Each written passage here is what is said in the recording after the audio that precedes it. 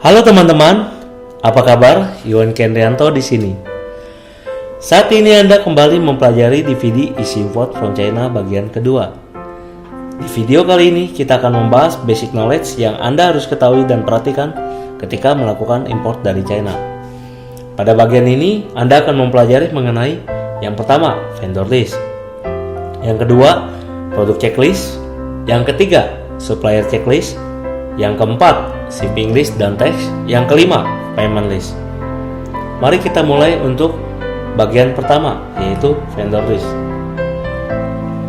Vendor list merupakan kumpulan tempat Anda yang bisa import secara online maupun offline. Di vendor list itu sendiri pun saya bagi menjadi dua kategori.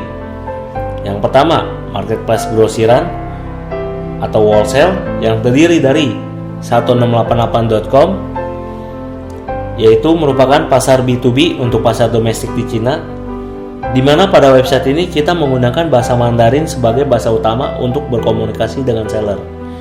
Kemudian yang kedua, Alibaba.com yang merupakan pasar B2B untuk pasar ekspor di seluruh dunia, di mana pada website ini kita menggunakan bahasa Inggris sebagai bahasa utama untuk berkomunikasi dengan seller. Nah, pada kategori kedua, saya menyebutnya sebagai marketplace eceran yang terdiri dari Taobao.com, Tmall.com, dan Juhusuan.com. Ketiga vendor list ini menggunakan bahasa Mandarin sebagai bahasa utama untuk berkomunikasi dengan seller, dan ketiga website ini termasuk website eceran yang lebih murah dibandingkan AliExpress.com. Nah, yang keempat, AliExpress.com merupakan pasar B2C untuk ekspor yang bisa kita gunakan. Dan di website ini, bahasa Inggris merupakan bahasa utama untuk berkomunikasi dengan sellernya. Dan pada video kali ini dan di DVD ini, kita akan lebih banyak mempelajari mengenai AliExpress dengan cara mempraktekkan dan cara import secara online di pada bagian chapter terakhir. Ini merupakan beberapa tampilan dari website yang nantinya akan Anda bisa import. Yang pertama, 1688.com. Yang kedua, Alibaba.com. Yang ketiga, Taobao.com. Yang keempat, Tmall.com. Yang kelima, Juhusuan.com. Yang keenam, AliExpress.com. Ketika teman-teman sudah terbiasa dan menemukan seller yang trusted, saya sangat menyarankan untuk membeli produk mereka melalui Taobao atau 1688 untuk kedepannya. Setelah itu, Anda bisa menggunakan cargo forwarder untuk pengirimannya, sehingga Anda akan mendapatkan harga yang lebih murah untuk ongkos kirimnya, dan untuk harga belinya Anda pun mendapatkan harga yang lebih murah, sehingga ketika masuk pasar market Indonesia Anda siap bersaing dengan kompetitor besar. Bagian kedua, yaitu produk checklist. Ini merupakan kumpulan list produk yang saya rangkum berdasarkan permintaan market di Indonesia. Dan ini merupakan produk yang biasa saya dan alumni workshop Import TMS jual di Indonesia. Ada 5 produk yang biasa kami jual dan import dari China. Yang pertama, fashion yang terdiri dari sexy dress, lingerie, dan dress Korea. Yang kedua, aksesoris handphone seperti anti gores, casing handphone, baterai HP, kabel charger, earphone, dan soft case, atau peralatan komputer seperti wireless pointer, mouse, USB, dan memory card. Yang ketiga, aksesoris fashion yang terdiri dari seperti dasi, pita, jepitan, tali pinggang, tas, dan dompet. Yang keempat, aksesoris kitchen atau peralatan dapur seperti alarm, alat-alat untuk fotografi seperti ice cup plastik, ataupun gelas lid yang bisa mengeluarkan cahaya atau lampu pada gelas. Yang kelima, jam tangan KW Super ataupun action figure. Ini hanya sebagian produk dari jutaan produk yang bisa Anda import nantinya di AliExpress atau vendor list lainnya. Ini juga merupakan produk yang sudah terbentuk pasar marketnya di Indonesia, sehingga Anda lebih mudah menjualnya dan mendapatkan cash flow. Tetapi kelemahannya adalah harga sudah mulai hancur. Anda harus berperang dengan kompetitor, tetapi Anda bisa mengakalinya dengan private labeling. Nanti di bagian terakhir kita akan mengajarkannya. Jika ada barang yang ingin Anda import dan Anda tahu kemana tempat menjualnya, jangan ragu untuk membeli barang tersebut ketika Anda menemukan produk tersebut di Cina. Yang ketiga, kita akan membahas mengenai supplier checklist. Ini merupakan indikator yang kami gunakan sebagai pedoman dalam memilih supplier. Ada 3 indikator standar yang kami gunakan untuk memilih supplier kami. Yang pertama, supplier harus memiliki label top seller atau sudah melakukan transaksi minimal 250 kali sukses, bukan dalam proses. Yang kedua, cek testimoni atau feedback pembeli harus lebih banyak yang positif dibandingkan negatif. Minimal rata-rata komentarnya adalah bintang 4. Jika ada negatif, tidak lebih dari 10%, dan kita harus melihat bagaimana respon seller terhadap komplainan tersebut dan apa penyelesaiannya. Yang ketiga, cek rating transaksi seller minimal 90% sukses. Biasanya saya hanya memilih yang minimal 94% sukses, karena tidak akan ada yang 100% sukses jika dia sudah top seller di sana. 3 indikator ini merupakan indikator yang biasanya kami pakai bersama alumni Import IMS. Indikator ini tidak menjadi patokan utama bagi Anda, tetapi 3 indikator ini bisa menjadi acuan Anda memilih seller yang akan Anda beli barangnya atau import dari China ke Indonesia. Bagian keempat, shipping list dan tax. Bagian keempat ini merupakan komponen yang paling penting karena menyangkut profit Anda. Saya akan membahas mengenai shipping list terlebih dahulu.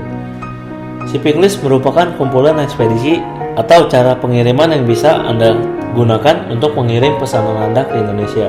Masing-masing layanan ekspedisi punya kelebihan dan kekurangan. Gunakanlah sesuai kebutuhan Anda. Ada 4 jenis pilihan standar layanan ekspedisi yang bisa Anda gunakan ketika berbelanja di AliExpress. Yang pertama, UPS. Biasanya pengiriman dilakukan melalui via udara dengan delivery time kurang lebih berkisar 3-7 hari kerja. Dan biasanya pengiriman melalui udara lebih ketat untuk bea cukai import masuknya dibandingkan melalui via laut. Yang kedua, DHL Express atau Kilat. Biasanya pengiriman dilakukan melalui via udara dengan delivery time kurang lebih berkisar 7 hari kerja seperti UPS. Anda tinggal membandingkan harga kedua ekspedisi ini jika Anda memilih pengiriman melalui via udara. Yang ketiga, China Post, Singapore Post, dan Hong Kong Post. Biasanya pengiriman dilakukan melalui via laut dengan delivery time kurang lebih berkisaran 15 hari kerja sampai 60 hari kerja, tergantung pilihan paket yang digunakan oleh seller atau yang Anda pilih. Dan layanan ini biasanya lebih mudah dan gak ribet untuk urusan bea cukai masuknya, sehingga lebih mudah Anda terima tanpa ada pemeriksaan barang bea cukai masuk. Yang keempat, IMS. Ini merupakan pengiriman via udara yang bekerja sama dengan pihak kantor pos. Biasanya harganya pun lebih murah dibandingkan UPS dan DHL, tetapi delivery time-nya biasanya lebih lama, berkisaran sekitar 7-14 hari kerja. Seperti biasa, pengiriman via laut tentu lebih aman, sedangkan pengiriman via udara melalui IMS pun akan diperiksa bea cukai import masuknya. Ketika Anda sudah rutin order dengan seller tersebut, Anda bisa meminta dia mengirimkan barang tersebut melalui kargo forwarder rekanan kita, ataupun Anda sendiri punya kargo rekanan sendiri. Jika Anda memesan dalam partai besar, kami sangat menyarankan Anda untuk bermain di website 1688.com, taobao.com, atau alibaba.com. Berikut ini beberapa kontak forwarder via udara atau laut yang bisa Anda gunakan. Saya tidak bilang ini yang terbaik, tetapi ini yang pernah saya dan alumni IMS gunakan. Anda bisa mencari list kargo forwarder di Google dan negosiasi langsung untuk harga dengan mereka langsung, atau Anda sudah memiliki kargo rekanan Anda tersendiri. Biasanya via udara harganya range-nya sekitar 90.000 sampai 150.000 per kilo, tergantung area pickup point-nya, apakah di Shanghai, Guangzhou, Beijing, dan tergantung barang apa yang akan Anda import masuk. Biasanya setiap produk dan jenis barang itu berbeda-beda. Dan untuk via laut biasanya mereka menghitung per kubikasi atau per kontainer, yang harganya dimulai dari 3 juta sampai 5 juta rupiah. Tergantung jenis produk yang diimpor dan portnya itu di mana. Untuk detailnya, Anda bisa menghubungi forwarder tersebut untuk harga terkininya. Mari kita bahas bagian perpajakan atau tax. Tentunya Anda juga harus mengetahui terlebih dahulu apakah produk tersebut diperbolehkan untuk diimpor masuk ke Indonesia atau tidak. Dan jika boleh, berapakah tarif pajak atau bea cukainya jika Anda membeli barang tersebut. Ini merupakan screenshot tarif pajak dan tarif import bea cukai dari Pos Indonesia. Untuk detailnya, Anda bisa akses langsung di website ims.posindonesia.co.id/custom.html untuk melihat lebih detail mengenai barang apa saja yang boleh diimpor masuk atau tidak. Anda silakan cek langsung di website tersebut. Kita akan membahas bagian terakhir di bagian bab ini, yaitu payment list. Di sini ada 7 jenis alat pembayaran yang bisa Anda gunakan untuk membayar belanjaan pesanan import Anda. Mungkin Anda sudah familiar dengan beberapa alat pembayaran ini. Di antaranya adalah 1. Telegraphic transfer atau TT payment atau remittance, Anda mentransfer langsung. Yang kedua, Western Union atau MoneyGram. Yang ketiga, kartu kredit. Yang keempat, Doku Payment. Yang kelima, PayPal. Yang keenam, Letter of Credit. Yang ketujuh, Neteller.